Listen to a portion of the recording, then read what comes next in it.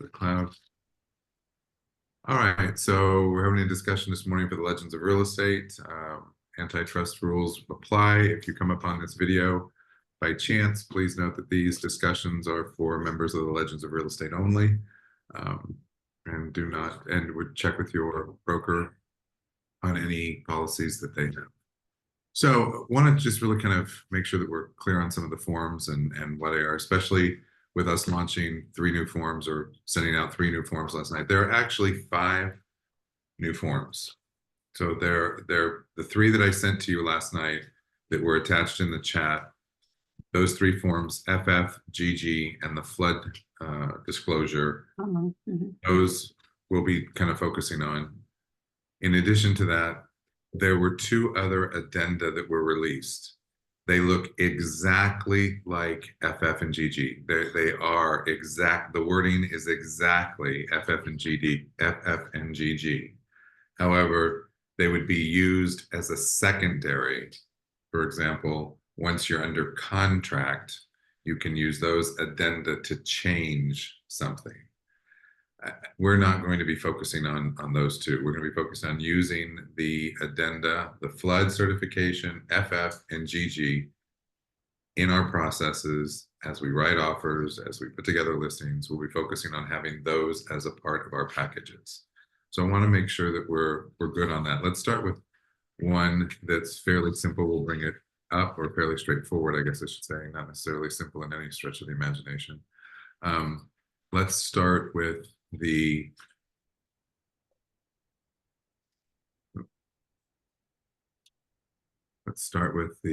flood over here.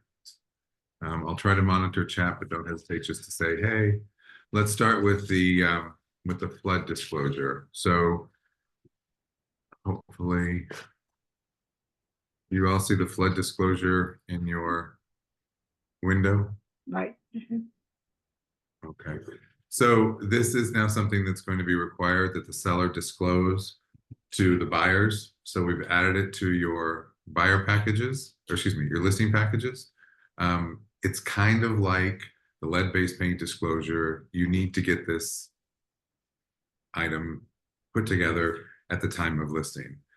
We're asking it from you guys. That doesn't mean that all brokerages are asking it from their agents. So you'll need to have it as part of your purchase packages too, if they don't provide it. So for example, right now, when you take a listing, you may be putting up the seller's property disclosure. If the house was built before 1978, you may be putting up the lead-based paint disclosure. Those items, along with this, would be something that you would put into documents in MLS so that the buy side has it when they make the offer.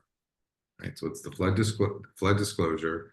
It is a Florida statute requirement at or before the time of contract, before the time of a contract is executed. So you need to have this at the beginning of the process. The seller, whoever the seller is, provides the buyer the following flood disclosure added before the time the sales contract is executed, property address, and then come on down to the disclosure. Flood insurance. Homeowners insurance policies do not include coverage for damage resulting from floods. Buyer is encouraged to discuss the need to purchase separate flood insurance coverage with buyer's insurance agent. The seller has or has not filed a claim with an insurance provider relating to flood damage on the property, including but not limited to a claim with the National Flood Insurance Program. Seller has or has not received federal assistance for flood damage to the property, including but not limited to assistance from the Federal Emergency Management Agency. Excuse me. For the purposes of this disclosure, the term flooding means a general or temporary condition or partial or complete inundation of the property caused by any of the following: the overflow of inland or tidal waters, the unusual and rapid accumulation of runoff or surface waters from any established water source, such as a river, stream, or drainage ditch, sustained periods of standing water resulting from rainfall. So this is a disclosure that's being required on all properties. Any questions about this one? This is for the state of Florida. State of Florida. This includes vacant property also? Excuse me? Vacant lots also, vacant property also? Every property, the seller has to identify. So they would say has not, or has, and then puts the buyer on notice. So every property. Even on vacant land, you have to have proof that is what kind of flood zones. Sure, with vacant land, it's a good point. You know, it's whether it's what the level of flood zone is or what the level of marsh is to determine the amount of buildable land you have, right? You know. So questions about that one, fairly straightforward. We're okay. All right, let's jump into one that may open up a few more discussions. Just because I don't want to be the only one to chat. There is the new FF. Why isn't it here? Okay. How does it change? How does what change? FF. How does it change what? Is this the original one? This is the same one. Okay. This is the same FF. Hold on a second. Is there, what does FF mean? FF is just the reference for Addenda. It's like 1, 1, 2, 2, 2. Yeah, it's Starting all over the alphabet again. yeah, the double alphabet. So it's the way that it's referenced not only in your app files, but also in excuse me, in on the addenda section of the purchase and sale agreement, the contract for sale and purchase. This one is has been a little hard to grasp with the need or purpose of. So let's talk about where we were. We were at a place, you know, where we were, like it was a long time ago, 2 weeks. Anyway, we were at a place where we were making offers, or when a seller was listing, they were identifying whether or not they had an intention of offering. And this is where we seem to have a lot of confusion. When a seller is offering compensation, and remember, compensation and concessions are completely separate. When a seller is offering compensation, it is totally an element of offer at that point in time. So when you take a listing and a seller says, yes, I'm willing to offer 3%, that is their intention at that time. Because compensation is always negotiable, a buyer can ask for compensation or assistance in compensation to the buyer broker from the seller, and the seller makes a determination upon that request whether or not they're interested in fulfilling that request, just like they would be interested in fulfilling a closing date or an inspection period or a request for repairs. It becomes an element of negotiation. So what was being used to codify or to confirm that the seller was willing to pay the buyer's broker, or that the seller's broker was willing to pay the buyer's broker, was the compensation agreements.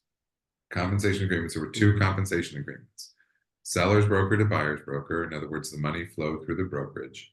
And the second one is the seller to buyer's broker, which the money flows through the seller. We are using the seller to buyer's broker. But many listings are still out there that were taken prior to the changeover in forms, August 17, when you had the option of how money would flow. So there may be some listings that are still out there where the money is flowing through the brokerage, unless the brokerage changed the listing agreement, modified the listing agreement so that money's flowed seller to buyer's broker. The question became, this form, this compensation agreement, if it doesn't appear somewhere, how do you enforce it? In other words, if it doesn't appear in the contract, how do you enforce it? How do you enforce it if it's not signed somewhere? So in looking at the contract for sale and purchase, the parties to the contract for sale and purchase are the buyer and the seller. So anything that's related to that should be related to the buyer and the seller. So the compensation of seller's broker to buyer's broker could not be put into the contract for sale and purchase, but we were putting the seller to buyer's broker into the contract for sale and purchase so that everyone was aware that the seller was paying the buyer's broker a certain amount percentage or flat fee. Florida Bar and Florida Realtors Legal got together and said, you can't put either of those compensation agreements in a contract for sale and purchase because neither of those agreements are between the buyer and the seller. Those agreements are between the seller and the buyer's brokerage, or the seller's brokerage and the buyer's brokerage. That makes sense. They are not parties to the contract. Therefore, only what's in the contract should be between the buyer and the seller. So that's what created FF. Does FF now replace the compensation agreement? No. Because FF just says, look, there's a buyer's broker agreement, most likely, well, there has to be, between the buyer and the buyer's broker. Just so you know, seller, monies that we're asking from you are going to be used for one, either concessions and or compensation. And so we're going to disclose to you what those percentages or what that amount, those amounts are here. And we are going to agree as a buyer and a seller that we're okay with this. So we're okay with the monies that are now being shared. And we're disclosing to everybody how the monies are being shared. And it's an agreement now between the buyer and the seller that they are both aware the monies are changing hands and how they're changing hands. Anybody want to throw anything out there? I mean, other than throw up? Okay. So the way this is formulated is you identify the seller and the buyer. Why? Because they're the parties to the contract for sale and purchase. The seller will initial and the buyer will initial. Obviously the property, excuse me, I neglected to say that. Then what we talk about, it's called a credit related to the buyer's broker compensation. However, it can include concessions also. So the buyer has entered into a separate brokerage agreement as may be amended. In other words, that the buyer brokerage agreement may be amended, which is not incorporated herein by this reference with, and this would be the buyer's brokerage. So if you're representing the buyer, it's Legends of Real Estate. If you've received this from a buyer for an offer on your property, it would be whatever the brokerage is that the buyer is working with. At closing, the seller agrees to credit the buyer the sum or sums described below, which for disclosure purpose, only the parties agree is related to the buyer's obligation under the buyer brokerage agreement to pay all or a portion of the buyer's broker's compensation. Notice, check one. I'm sorry, I need to go back for a second to the compensation agreements. Because the compensation agreements are for a moment in time, you probably remember that there's a date range, or excuse me, a number of days identified on that. That should not be more than 30 days, which is the default. We recommend 15. The reason is if you make it the entire time or a longer time portion of the listing agreement, the seller could be committed to paying that compensation over a longer period of time. And that may negate some of their negotiation opportunities. Now, can those compensation agreements be modified? Absolutely, they can. But it's like making an offer. When I send you a compensation agreement to the listing side, asking for 3%, and you modify it and send it back to me, you're telling me I'm giving you this modification to 2.5%, but it's only good for 7 days. Why? Because the seller may change their mind once they review all of the other terms and conditions, or as we negotiate the contract. So you don't want to tie the seller in for too long of a period. That's why the default is 30 and we recommend 15 because it's a negotiable item. Also, as part of the settlement, not only is transparency an element of it, but a vagueness cannot be. We have to tighten up our time limits and tighten up our wording because part of the complaint was that we are too vague. This is exactly why compensation agreements can't be up to 10% or up to 3% or up to a certain amount or within a range. It has to be specific. So the compensation agreements have to be specific. They should be short term. Similar here, what you're doing is you're sharing what either was agreed to in the compensation agreement or what you're confirming and asking in compensation. So the seller would be, and you have three choices. Notice it's check one. It's a percentage of the purchase price. Remember, we're talking about compensation and concessions. So it can be a percentage of the purchase price. If the buyer is solely requesting compensation at a certain percentage of the purchase price, this is the one that you would use. If the buyer is requesting a specific amount, in other words, I want $20,000, I want $10,000, whatever the amount is, if they're just asking for a specific amount, it can be concessions or compensation, similar to the percentage. I could ask for 6% and use 3% for compensation and 3% for concessions.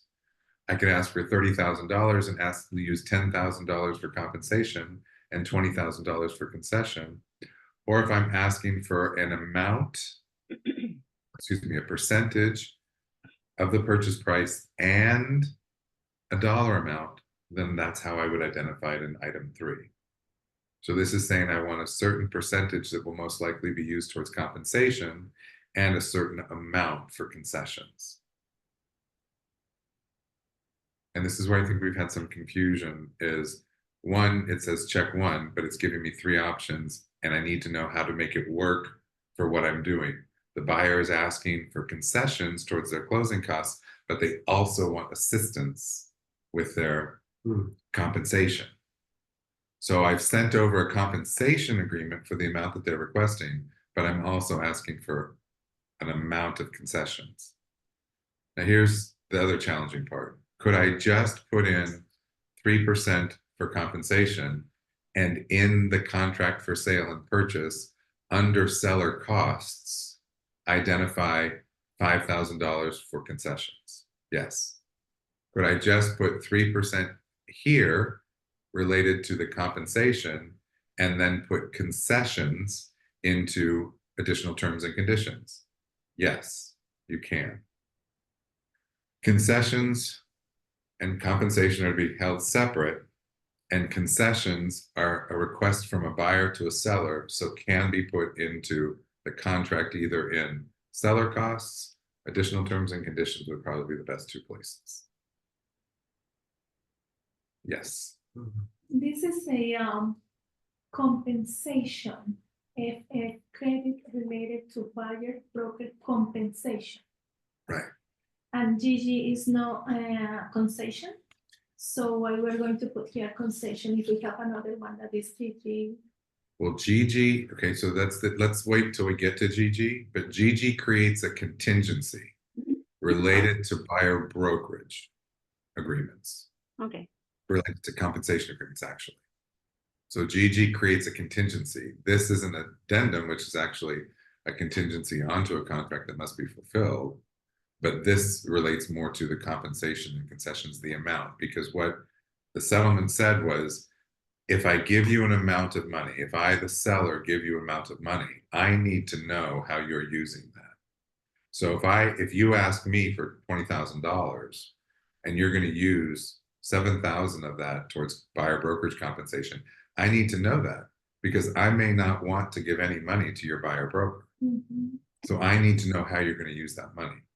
So here, if I mark number 2, right? I put $20,000 and I need to clarify that is 10,000 for compensation and 10,000 for no, because this tells them that this tells the seller that the seller is agreeing that the sums described here may be used towards their obligation of a buyer brokerage agreement. Clark? Yeah. Okay. All right. Is this being submitted when you initially send an offer on property? Yes, you should submit this when you are writing an offer on a property. Okay, but then this is gonna have to be amended after you do the RRTA, right? Or possibly, No, I don't know. I mean, no, it does not need to be amended if you, after you do your repair replacement treatment negotiations, because that would be an amendment to the contract if there is an amount that's credited in addition to what's already been agreed to. okay, but this might change though, once you do the RRTA though. No, this is an agreement. This agreement here relates to the amount that the buyer is requesting that the seller is agreeing to at the time of going under contract. If you're using the as is contract for purchase and sale, remember it's as is. If you choose to make a request for repairs, there's no obligation for the seller to do those. If the seller then says your request for repairs is valid, but instead of doing the repairs, I'm just going to give you $5,000 towards your closing costs, that would be a separate amendment. That amendment would be added to, or addendum would be added to the contract, reflecting that the seller is now crediting $5,000 in addition to whatever this says here. In addition to this, okay. Oh, wow. Correct. Because this is going to be saying we're getting, $20,000 and a portion that's going to be used towards compensation, or we're getting, on item 3, 3% plus $5,000. So however the $5,000 is being used is up to the buyer, between the buyer and the seller. If they then ask for more money, I wouldn't amend this. It would be whatever the additional funds are in an addendum to the contract. Okay, because this pertains only to the concessions and to the compensation. Correct. Okay, thank you. Okay, now I clear. Or if compensation is a portion of the concessions being requested. Understand. Okay, thank you, sir. Yeah. But remember, it doesn't negate the compensation agreement. So we have to look, should we get the compensation agreement executed prior to making the offer? Well, that would mean that you would have to have been able to get a hold of the listing agent, negotiate the terms. And here's the thing that this and GG are trying to do is push the brokerages outside of the transaction so that there is no delay in the buyer and the seller being able to negotiate a contract. In other words, confirm that we are not a party to the contract. So whatever terms and conditions the buyer and the seller agree to is what the contract should state. And that our negotiations or our agreements should be buyer to buyer's brokerage, seller to seller's brokerage. So this is on the purchase and sale by the buyer's agent that would send in. The buyer's agent It would should send send that in. in. I'm sorry, Holly's referring to FF, what we're FF, still looking at. Right. So the other good thing about this is that in the event that the credit described above exceeds the amount allowed by the buyer's lender for such contributions, then to the extent permitted by the buyer's lender, check 1. If no box is checked, then the balance of the credit will be paid by the seller directly to the buyer broker. The balance of the credit will be paid, so you're checking one of the two, that the balance of the credit will be paid by the seller directly to the buyer broker, or that the credit will be reduced to the maximum amount allowed by the buyer's lender. So the default is option 1, which means that the buyer would not lose any of the compensation or concessions that have been agreed to between the buyer and the seller. So it then says that the seller is going to pay the buyer directly, the buyer's brokerage directly. Also, How many people do you think would do that? Well, I imagine most buyers would check box 1. Yeah, buyers would, but Could a seller then negotiate? yeah, well, because let's say there's a $7,000 difference between that. I think right now, sellers can pay 6% of sales price, correct? On conventional over 10% down. Okay. They can, and let's just say it's $7,000 over with the appraisal comes through the lender. So the buyer broker is going to ask for the seller to pay that extra money. So the buyer Yeah, would be asking the seller to pay that extra Extra money money. directly to the buyer's brokerage. right, So that money would be credited to what the buyer owes. right. Or No, go back and, Or the buyers or the seller can say, no, I'm going to reduce it to the max the lender will allow, and any differential you, the buyer, will have to come up.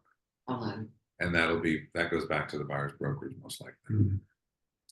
Although, since even if it's reduced,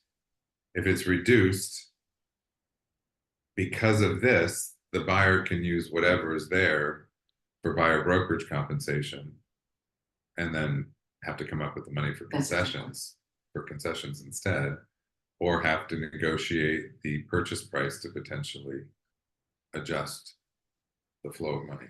what a crock. In case you didn't hear that, that was what a crock coming from Holly. Anyway, Yeah.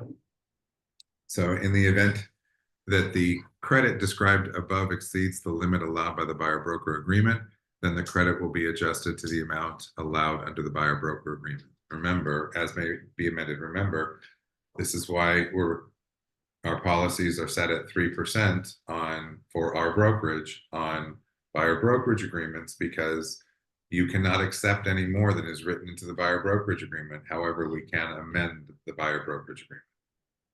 This rider FF shall not modify the buyer brokerage agreement or any other compensation agreement made between the seller, buyer, seller broker, and or buyer broker. So notice, it's the buyer broker agreement. It does not alter any buyer broker agreement. Remember, there are 3 different buyer broker agreements: the property pre-touring agreement, the showing agreement, and the exclusive buyer brokerage agreement. It also does not modify any other compensation agreement. This is the compensation agreement that we've been referring to, related to seller to buyer's broker or seller's broker to buyer's broker. Nothing in this rider FF requires the buyer or buyer broker to provide a copy of the buyer brokerage agreement to the seller or seller's broker. Okay. This is a sidebar on that statement. The buyer broker agreement should be viewed just like a listing agreement. We would never put a listing agreement into MLS. We would never send our listing agreement over to a potential buyer's brokerage. Same thing applies. It seems that we're having a lot of new construction builders request the buyer brokerage agreement. Excuse me. They are sellers. The most they can request is, the most they can ask is, do you have a buyer brokerage agreement? That's as much as they can ask. They have the capability to be negotiable on compensation just like a traditional seller. The other thing I think we have to remember is that when you have a buyer and you go into a new construction and you sit down and talk with the site agent and the buyer says, great, I'd like to move forward, the documents that are executed at that time are solely an offer. Those are not contract. The site agent does not execute a contract. Right. The site agent executes the paperwork. The paperwork then needs to go to the builder, the seller, for full execution and acceptance. Many of you probably remember about 2 years ago when the market was going really crazy, that we had people buying new construction, buyers buying new construction, that the offer was submitted, the builder had not signed off on it, the builder was proposing a price increase, went back to the buyer and said, we're doing a price increase of $40,000. If you're unwilling to pay that differential, that's fine, we'll sell it to somebody else. Yeah. Remember, it's not fully executed until the builder signs it. Yeah. So, and I think it's tough because the buyer gets very excited, you get very excited, you feel like we've got the paperwork together, but it's not fully executed until it goes to the builder.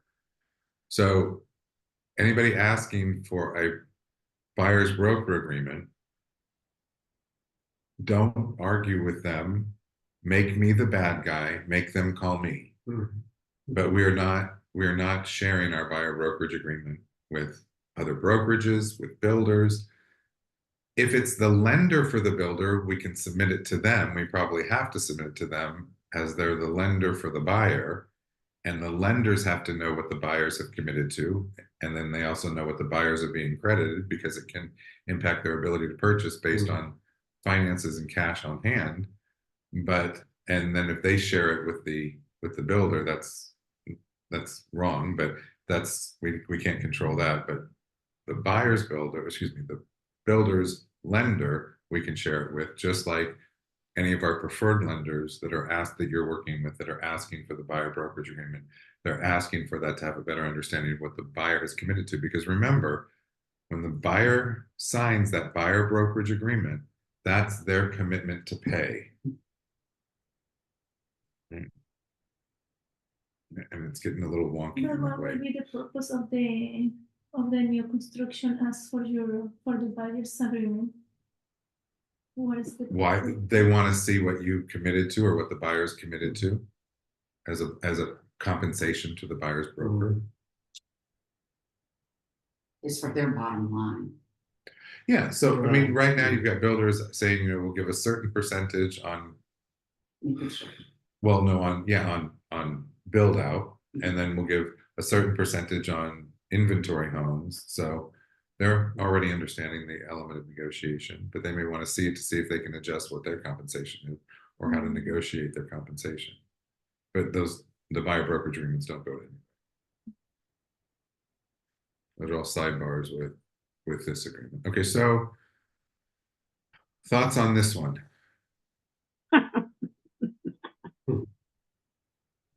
That's what I say. Does this go to contract? So this goes in the contract. It does. It is not hard printed yet, so you have to add it in other. Have to add it FF in other. And we've had many creative definitions for FF, but probably not appropriate for the. Oh, okay, Or- not to Yeah. be Anyway, so in the attempt to keep things separate, compensation and concessions, I would use this really to codify the compensation portion. Put concessions in the contract for sale and purchase. Use this for your compensation. So if you put both in here, that's fine under item 3. Or if the amount that's being requested is a large amount flat fee or percentage, that's fine. The lenders will get a copy of the contract for sale and purchase once executed. This will be a part of it. So they will be able to see exactly what the buyer has committed to and what the seller has committed to. I'm sorry, I would like to clarify this because, so here, if I mark, 3%, and, here, 10,000, for example. Okay, remember, this is check 1. Notice it says check Only 1. Oh, only one. This one will add. So Okay, here, so, okay, so if it's just one, I will put here 10,000, right? so But you 10, put in this here 10,000, 10,000. for example, 10,000. Okay, But you say that here is compensation and concession.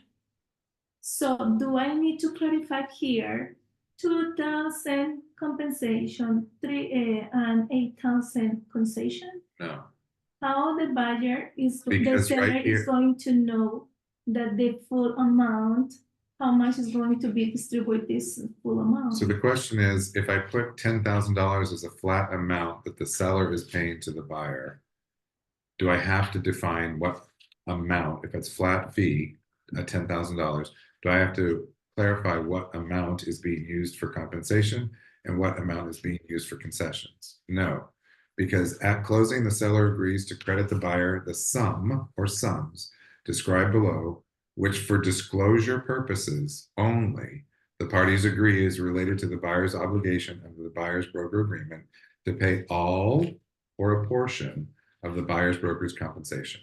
Right. So that puts the seller on notice that if I'm giving the buyer $10,000, that some or all of it may be used as part of the buyer's obligation to the buyer's brokerage agreement. So I don't have to define 2 and 8, 3 and 7, and 6 So, and 4. but how the seller is going to know how much is if I am the seller Right. and you give me this and I read this and say $10,000, what? He's crazy. How am I going to pay $10,000 for compensation, because you're saying just compensation. Right, and it says whatever is he's agreeing to can be used towards the compensation, and or a portion can be used for concessions, is really what it's saying, is that because part of the problem that came up was that if I now credit concessions, if you don't tell me that you're using some of that for your obligation to a buyer brokerage agreement, then I don't know, then you're not being transparent.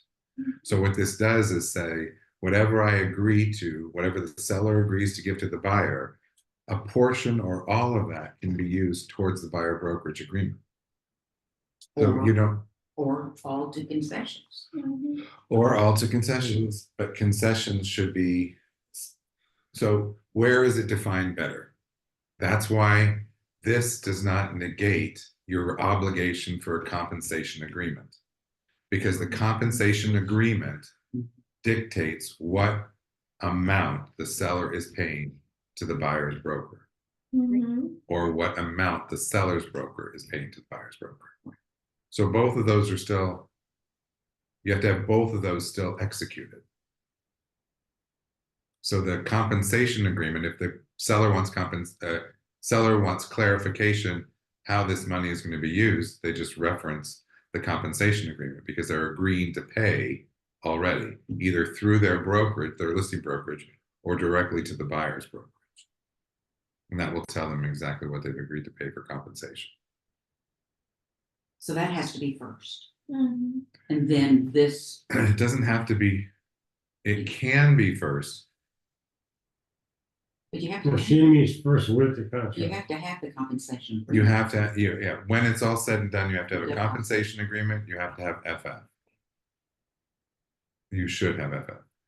If the buyer is only requesting concessions and no compensation, you wouldn't need FF. You can just put the concessions In into the the contract. Bingo. If the buyer is Mhm. paying their own compensation to the buyer's broker. Mhm. So if the buyer is not requesting any compensation from the seller to their buyer's broker, you don't need FF. Mhm. And you want us to use the seller to buyer no, you want us to use the seller's broker to buyer's broker? No, No, you want us to use Seller's the broker. seller to buyer's broker. seller to buyer's broker, and here's why. We are then negotiating, the buyer is then negotiating directly with the seller as to what compensation they will pay the buyer's broker, rather than going through the seller's broker. Additionally, if there were any issue over the amount collected or paid to the buyer's brokerage can go directly to the seller. If they ended up having to go directly to the seller's broker, you probably have a little bit longer resolution, because they're going to have to go to the seller. And the only time we would be using that is on our old listing agreements, if we did not change it, Yeah, we as a brokerage did not ask you to change it. change the listing, Listing. the way the money flows. The only thing we asked you to do for your old listings is notify the seller that the compensation is now negotiable, and that their contract was what their contract dates were.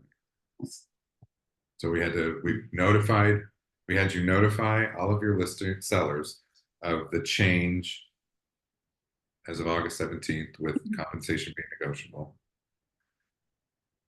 And then, so we didn't ask you to change the type of contract.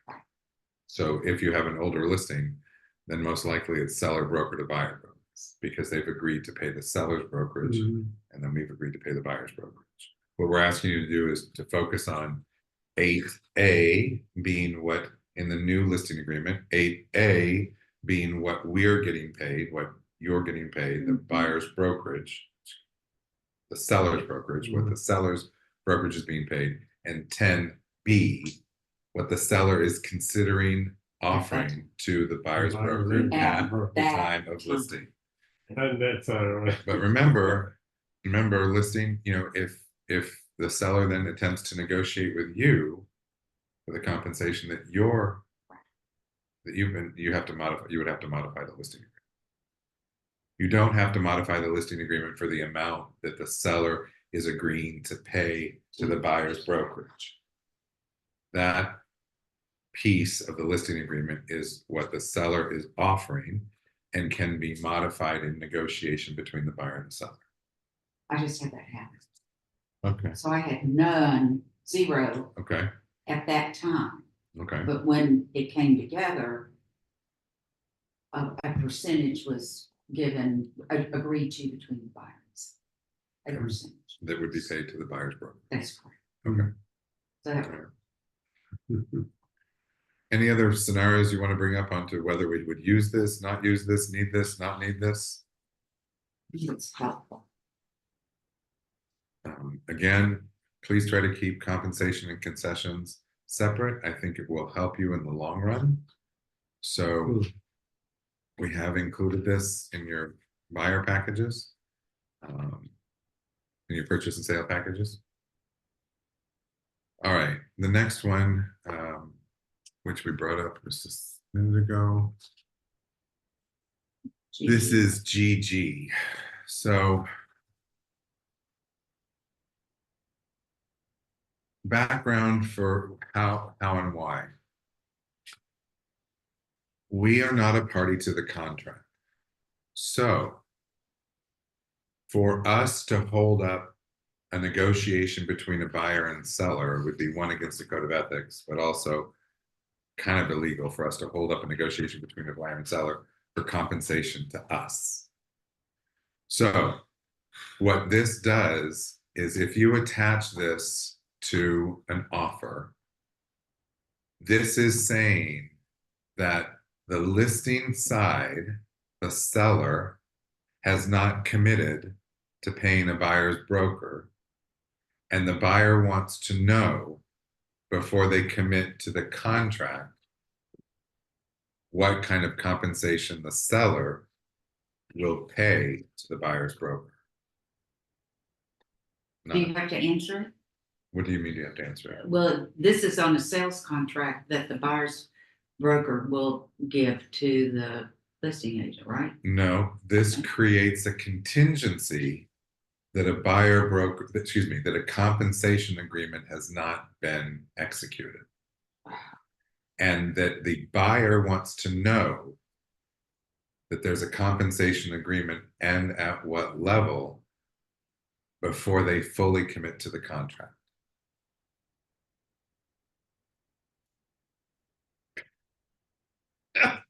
Okay, so when Okay. are you gonna send this? Let's say, when are you going to send this? Yeah, So let's say that I'm working with the buyer. Right. And I've called Ed. I can't get a hold of Ed, or Ed has answered and said, yeah, the seller is offering 3%. I can say, great, can you send over the compensation agreement? And he either forgets or he hasn't created it yet, or whatever the situation is. I can't stop the process because he's not responding to me. Because that's between us. He's representing the seller. That's between the seller and the buyer's broker. But the buyer has a right to understand if the seller is not offering anything, is willing to pay the 3% I've asked for, or is only offering 2% for buyer brokerage compensation. So what this does is it says, here's what's going to happen. We're going to move forward with the negotiation between the buyer and the seller. But as part of the negotiation between the buyer and the seller, the buyer is saying, until I hear back from your side about what you're confirming what you'll do for the buyer's broker 0, 1, 2, 17, whatever it is, until I hear back from that, the contract is contingent on me seeing that for 3 days. So so seller, buyer, so parties to the contract. That's why it can now be included as an addendum or rider. This contract, so it now even says this contract is contingent upon check 1, a seller's broker and buyer's broker, or seller and buyer broker executing a compensation agreement. There it is right there, compensation agreement, with terms acceptable to the buyer within a certain number of days if left blank. So I could make it 5, I could make it 15. If I don't have one, I can make it analogous to or the same as the inspection period. I can put in any number of days here when I, the buyer, agent am writing an offer on behalf of the buyer, and the buyer says, look, I'll give them 3 days or I'll give them 5 days, but we have to have something. I need to see what the seller is willing to do, even if it's 0. I need to know that. So they're asking for that compensation agreement. So that's why I think these titles are slightly off, but compensation agreement with a certain number of days, if left blank in 3 days, after the effective date. So this even if after the effective date of the contract. Effective date is the signing. The signing date, yeah. The signing date. If the compensation agreement described herein is not executed and delivered within the time period, then the buyer may, within 3 days thereafter, deliver written notice to the seller, terminating the contract, in which event the deposit will be returned to the buyer, thereby releasing the buyer and the seller from all further obligations under the contract. If the buyer fails to timely deliver said written notice to the seller, this contingency shall have no further force or effect. So this creates a contingency. Do I have to use this? No. If the buyer is paying the buyer's brokerage and doesn't care if the seller is paying anything, then I don't need to make this a contingency. But if the buyer is saying, I want to buy this house, let me get the offer in, what are they paying? What have they committed to pay? When we execute the contract, that solidifies the amount that they're paying, unless they negotiate it later based on repairs and replacements or some other term that gets changed. The buyer has the right to know what the seller is willing to do before fully committing to the contract. But let's say he can get in touch with, Ed can get in touch with, the agent get in touch with Ed. And it says, okay, here is let me send over to you in writing what the seller has agreed to at this time. Right. Right. So if Ed, there's no reason for this. If I call Ed and he says they're willing to offer 3% and he sends me that compensation agreement and it's good for 15 days and we go under contract within that 15 days, and nobody's changed that, then that's what the seller has committed to. And there's no reason for this because we've seen it. The compensation agreement exists. We've now executed it. They executed it as part of our negotiations. There's no reason to it, or they executed it prior to our negotiation. So that's a slight change too. We've been saying you don't need to execute the compensation agreement. If you execute the compensation agreement at any time with that other side, the seller executes it, then you're fine. This is the other reason you don't want to make it for the full term of the listing or a longer portion of the listing agreement. If your seller executes it at the time of listing, they're saying that I'm willing to offer this for at least 15 days when we get an offer, so you can send it over to someone. Okay. But it can always be modified. But their signature on a seller to buyer's broker indicates what their intention is at that time, at the beginning of the negotiation. That suffices so that the buyer would not have to create a contingency to then be able to see it. We can show the compensation agreement to our party. So if we have a compensation agreement where the seller is committed to pay the buyer's brokerage, we can share that with our client, with our customer, so that they know what the seller is willing to provide. So then they don't need GG. So that's why it's a little, the title on here is a little wonky because it says buyer brokerage compensation.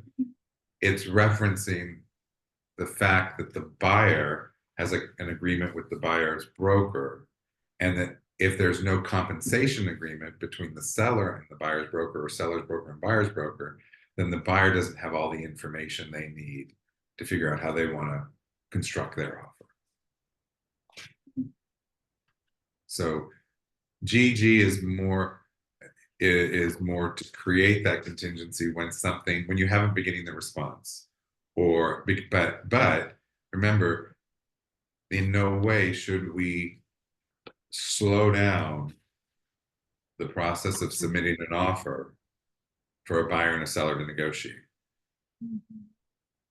Can you imagine if a seller gets this addendum and then looks at their listing agent and goes, well, wait a minute, why are we adding this additional contingency? I told you what I was willing to offer at the onset. Didn't you tell them? Didn't you send that over? Didn't we take care of that before?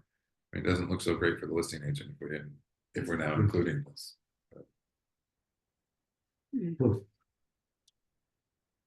Okay, so FF and GG. How do we, what do we want to say? I mean, not what do we want to say? I mean, we can say what we want to say, but it's a safe environment. Anything anybody wants to add? Okay, I understand everything, and the next meeting, I am confused. That's right. Okay, I so, think in 6 months we'll have a better hand on it. Unless Well, they change after a few deals. Yeah, but After- they'll change her. after a few As they're, deals. like you're saying, they're finding out, oops, we forgot to do this, oops, we forgot Yeah. to do that. Well, that's why we had him. Thanks God for clarity. Sorry. y'all are gonna hate me because I'm just gonna be going, hey, you guys, I need this form, I need that form. The contract right now is like 13 pages, so. Well, funny you should say that. So I'm a little on the visual side. So I put this together. I'm hoping it helped me to get it into my head. Hopefully it'll help you a little bit. So I'm looking at right now the buyer packages. I'm calling it the forms game only because it's constantly changing. So here's what, and I want to make sure that I'm a big person on the why stuff. So even when I'm trying to send you, asking you for form, I'm trying to remember to say to you, and this is why I need it. For example, the seller waiver of entry. We're so used to just doing the seller waiver of entry, but we forget that it's now referenced in the listing agreement. So we have to take care of paragraph 6 if we're using the waiver of entry. So sometimes I'm saying, can you please amend, and when I say, can you amend, you can always do it in an amendment to the listing agreement, or you can change it right on the listing agreement, have them sign it, initial it again. So let's go through these. So we're kind of making sure that and this is based on our policies. So all files we're going to need, if you're working on a buyer package, all files, we're going to need the as-is contract. I realize this is in the checklist, but the checklist isn't always for some reason, I can't get the checklist in an order that I think makes sense. So I get that sometimes you feel like you're missing something, you're not sure, but these are all the things that no matter what type of a buyer you're working with, you definitely need these things. You need the as-is contract for sale and purchase. You need that one. You need the FF, the buyer credit. You need that, right? We just need to know. And I've put that as your need. I know there are a couple of examples where we probably wouldn't need it. For example, if the buyer is only requesting concessions and no buyer brokerage compensation. If, no, I still need it then. So right now, that's the only time I can think about it. But if you come up with another, share it, because I'm sure we'll all feel it. You still need the compensation agreement. Remember, this is the seller committing to the buyer's brokerage or the seller's brokerage committing to the buyer brokerage. Neither party are a party to the contract. And it seems weird to have both of these, but we need both of these. This solidifies and is transparent at what the seller is committing to through or by themselves or through the listing brokerage. This is what puts everybody on notice that there is the buyer brokerage agreement, that if the lender limits in some way how those funds are going to be managed or handled. The flood disclosure is a new requirement that's now required. So we need to have that. The seller's disclosure, or in some cases, no seller's disclosure. We need one of those. We need the buyer brokerage agreement. If you're working with a buyer, we need that buyer brokerage agreement. That has to be done before you show a property. And I get it. This is weird with past customers. This is strange with people we've worked with a lot. Fortunately, those kind of people really already know you, like you, trust you, and understand that you're doing what you need to do business. And if it's someone new and you want to use the property pre-touring agreement, but please, that should not be good for more than 7 days. It's really designed for an introductory period. The buyer broker agreement has to be the first one, because you cannot do all that without the buyer broker agreement. Could look at it that way too, yeah. Yeah, true. You need your multiple disclosure, which we require.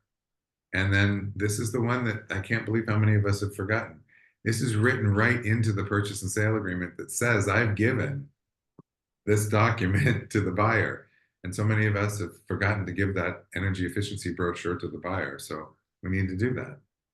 I don't think I've ever done that. Yeah, you have, because I check it. Oh. I check for it.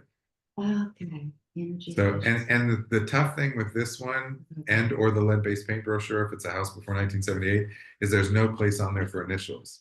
So I may go back to you and say, can you just please send this through app files so that we can prove that we sent it to them, and then put it to the checklist.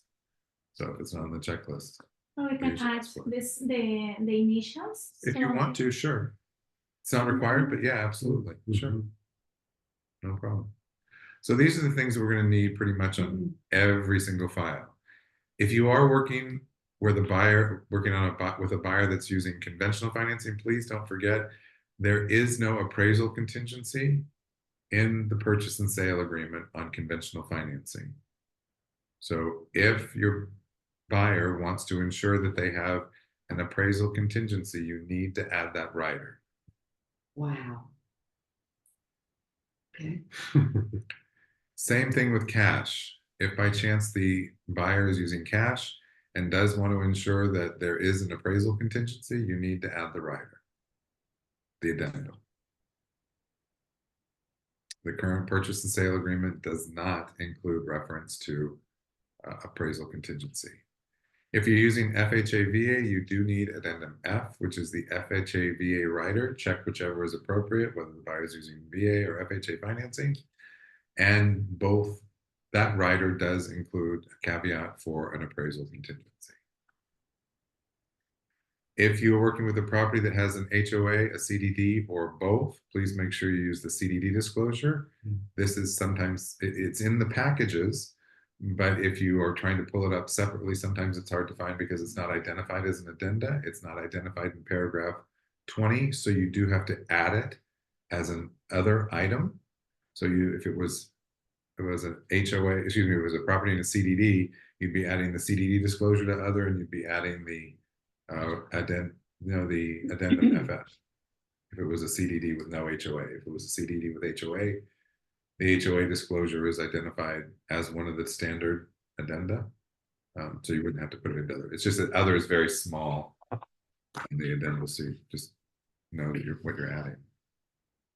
If you're working with a condo, please make sure you have the condo rider and the condo FAQ. We've been missing the condo FAQ quite a bit. That is a Florida requirement. So we need to make sure that we're adding both of those. If the house was built before 1978, please remember you have to have the lead-based paint disclosure and the lead-based paint brochure. You do need both of those. Oh, the brochure too. Oh yeah, you got to send them the brochure. Yeah, that's why our packages are designed to have these items in there. That's why we ask you to please pull a package. And I know it's frustrating because you pull a package and there's, a contract addendum. And you're like, well, I'm not using the contract addendum start. I get it. You have to split it out. You have to split out the activity form. In October, after next week, all of our training sessions are going to be focused on how to use app files, how to split forms, how you can split multiple forms at one time. So how to get more acclimated to app files, because we are going to be requiring the use of app files after the first of the year, because it's the only way that we can make sure that you're getting the most recent forms. I know Form Simplicity provides a lot of it. We've had issues where some of the most recent forms weren't in Form Simplicity. So it's one of those places that we have to monitor. We have to make sure that we're getting all the right information. So why wouldn't lead-based paint be under all files? Because it's only on properties built before 1978. Okay. Okay. But So you still have to put it in. Right? if it's, yeah, so look, the way that my head was working on this is, if I've got a file, I know I have to have these things. Right. If my buyer is using these kinds of financing, what other things do I have to be aware of? These other things. If the house happens to be before 1978, what else do I have to be aware of? But I know I need all of these Right, things. you need all of them. Yeah, now, the other part of it, you know, in my, stop, Go back. there we go. I'm trying to figure out how to get down to the bottom of this. Well, on the bottom of the sheet, it even says, the forms, packages, and app files are designed to include all necessary forms as well as some forms that you may need during negotiations. Other addenda exist which may be relevant to the transaction. Please don't forget about things like if the buyer has to sell their property. Gosh, I don't know what else out there. There's Included or excluded from the plan. Oh, yeah, What items are included or excluded? Okay, so there's the property that would be on the, items, personal property that stays, it is identified in the purchase, in the contract for sale and purchase. We've added the property checklist to our listing files. If you want to share that with a buyer, then you, as long as the seller says it's okay, you can. You can even attach that in MLS. There's a question from somebody. Good. But so there, we know that there are 26 additional addenda or riders or addenda. 2 months ago, I guess, we put out, a summary of all those riders. You'll get a new one with these new riders on it, so you have a reference. We're updating the FAQ that we gave out 3 weeks ago. So that's available. We'll make sure everybody's sent that's sent out to everybody. But just remember, there are 26 different riders. So 28. So if there's something special, check the riders first. If not, if you can't find it, please be careful about what you write into that, because we don't want to be misrepresenting that we're an attorney if we're not. If you have questions about how something should be executed, give me a call so we can make sure that we're all on the same page and what it means.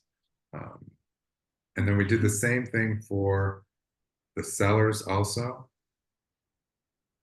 So in the seller packages, in all files, we definitely need the exclusive right of sale for transaction brokerage.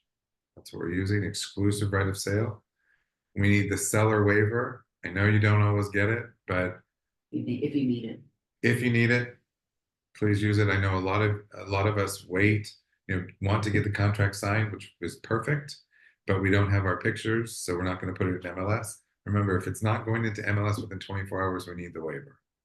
If you get the waiver of entry executed, you have to have paragraph 6 executed on the listing agreement. We now have to have that flood disclosure.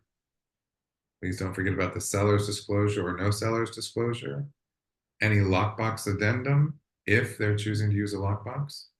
The compensation agreement, seller to buyer broker. The personal property checklist, and the showing instructions. These are all the things that we would need on the listing side.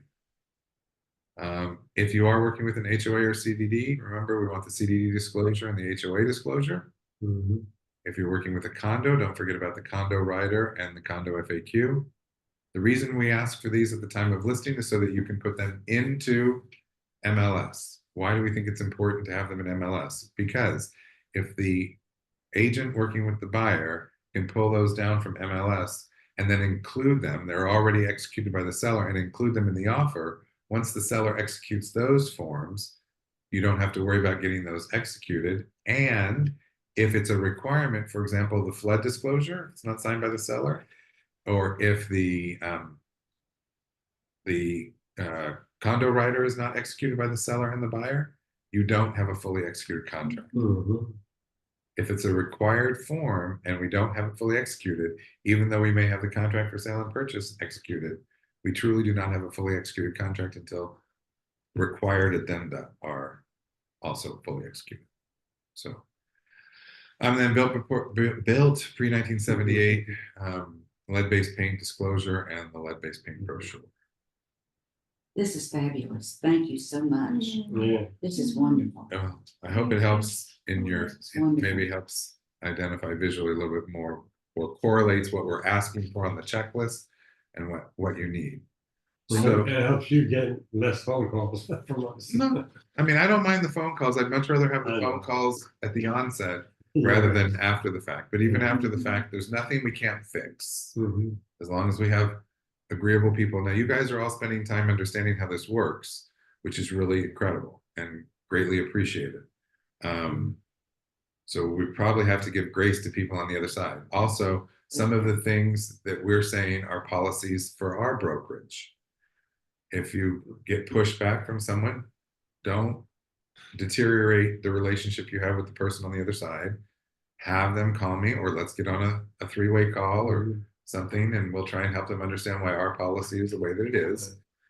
Any policy that we create, especially right now, you notice you haven't received the full version of the policy manual because it seems like every time I'm almost ready to send it out, something comes up.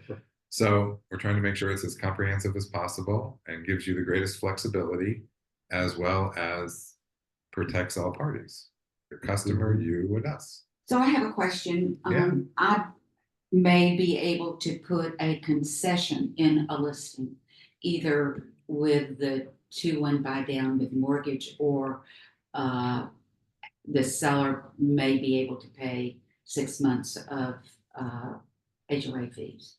So can I put those words in there, but not the price? You can put those in MLS. Yes, Yes, you can even say the price. we can put what they'll do, the price wise, in compensation, no, in Concession. concession. As a reference to concessions. That's a great clarification. I can say all day long, seller offering 3% concessions. Right? Mhm. Now, see how that will then initiate FF? Right. Because if it's 3% in concessions and I'm negotiating 1% in compensation through the compensation agreement, FF says 3%, and right there it says a portion or all of this may be used for compensation. So that's how those two tie together. That's a great example. Thank you for providing that. Well, good. So you can say that. You can say seller to provide 3% in concessions for seller's closing costs. I can say seller will provide 6 months of HOA dues as a concession to the buyer. If you can, throw the word concession in there. Just It has to be the it should be there, but just so that it's not, so that it doesn't get red flagged and you don't get Mhm. little letters.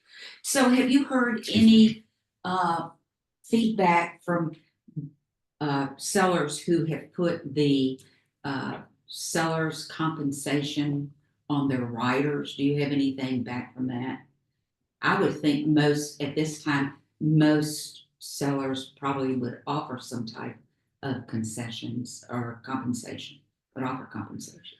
We're actually seeing probably 60-40, that 60% of sellers are offering compensation to the buyer's broker at the time of listing. Right. 40% are not. There's a lot of articles out there. But when it actually comes to doing the contract, they may change their mind. Absolutely, they may change their mind. We've also seen sellers stick very hard to what they say they're willing to offer. I mean, we've had one example where the seller was willing to offer 1%. Right. The buyer asked for 3%. So the house was priced at $250. The buyer went in at $245. Asked for 3% in concessions and 3% for compensation. The seller said no, 1% for compensation, 0% for concessions. The buyer went back, upped the price, went back with 3% for concessions and 3% for 2.5% for compensation. And the seller said no, and they would actually have made $3,000 more, said no, 1% for compensation, no money for concessions. So the buyer then said, I'm going to go directly to the listing agent. We had a buyer brokerage agreement. Could do that. I mean, get paid 2 commissions then. Yeah. So anyway, but well, here's how it played out. We said, fine, if you're going to do that, we'll release you, but only if the listing brokerage signs a referral agreement that they'll pay a referral fee to you or to us for referring the buyers for the buyers to you. The agent called me and was very upset that we would even consider a referral for a lot of reasons. We went back and forth, and we finally said, look, you have no obligation to sign that, but we are referring an agent to you, or excuse me, a customer to you. We would believe that that would be fair, but if you're not going to sign it, you're not going to sign it. And our agent was saying, look, let's just get rid of these people. This is not going to happen. And she was right. They went to the buyer's agent. They went to the listing agent, and the listing agent sent us an email. First, she said no. Then she sent us an email that said she would sign a referral agreement. Then she sent us an email and said, we've elected not to work with the buyers.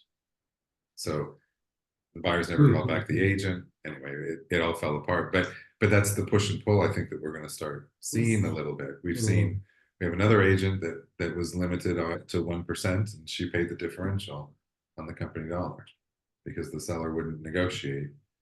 And then they were in a situation where the appraisal came in $30,000 low. So What happened there? If it's too low, they are not going to buy the well, the property. seller agreed to sell it for the appraised value, but would then renegotiated the compensation. Because remember, once it's open, everything is open for negotiation. But anyway, so we're still trying to figure the footing on some of the buyer brokerage agreement to ensure that we can maintain some integrity within the company, but That's what I also was thinking, the integrity when you're running a business. yeah. I think that when you have the listing, you need to be very, you need to teach the seller that if you don't pay the compensation to the buyer, it's going to be like, if you pay, you are going to have more options to sell your property very fast because everybody is going to bring your customers, right?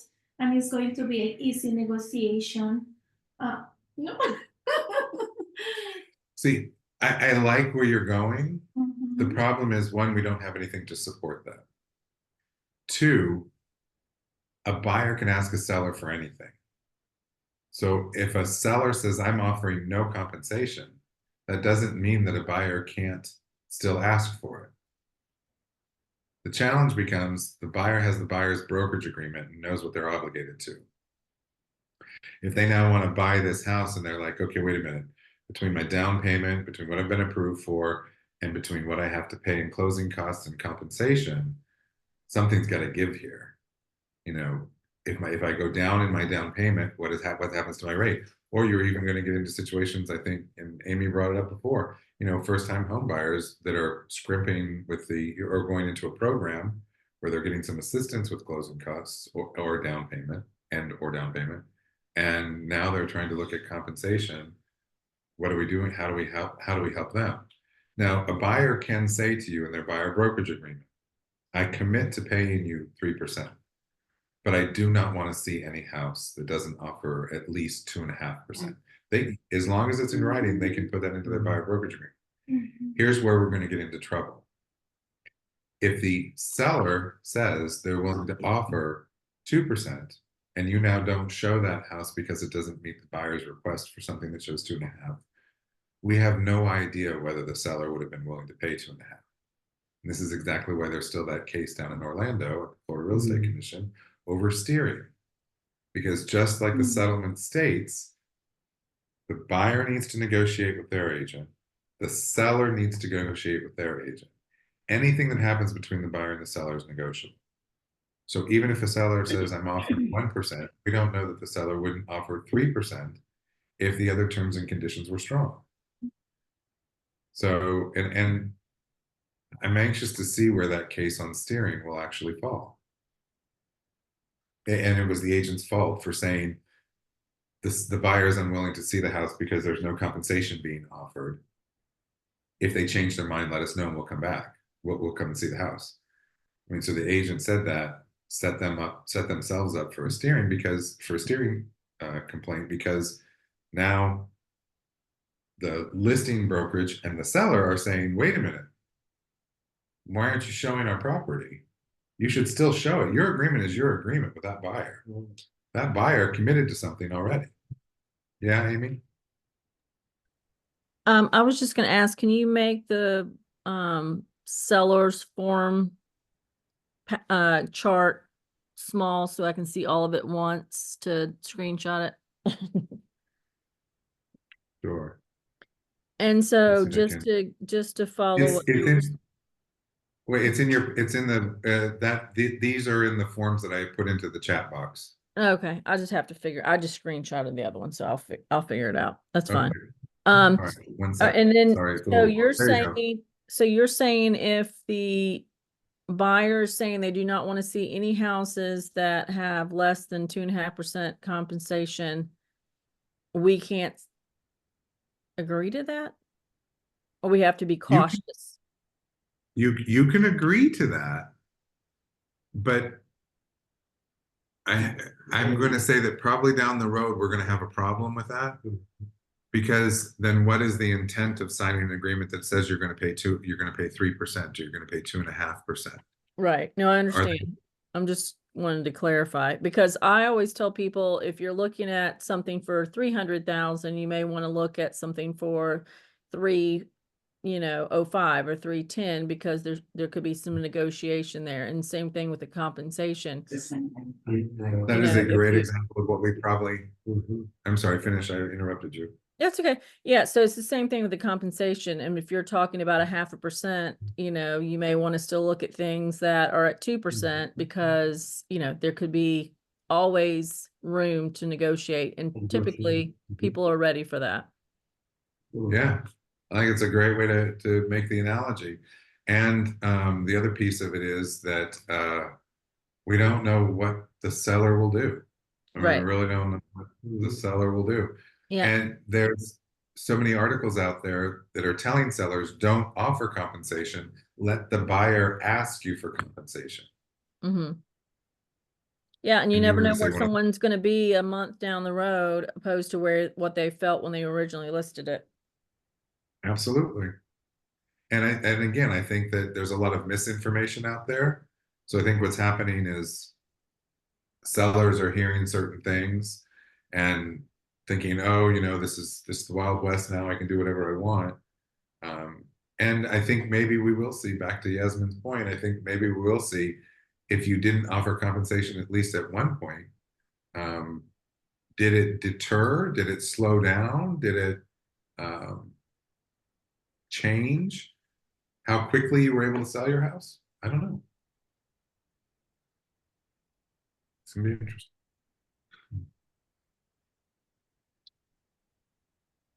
How else? What other examples can we use to help people understand, or at least try and get acclimated or clarify?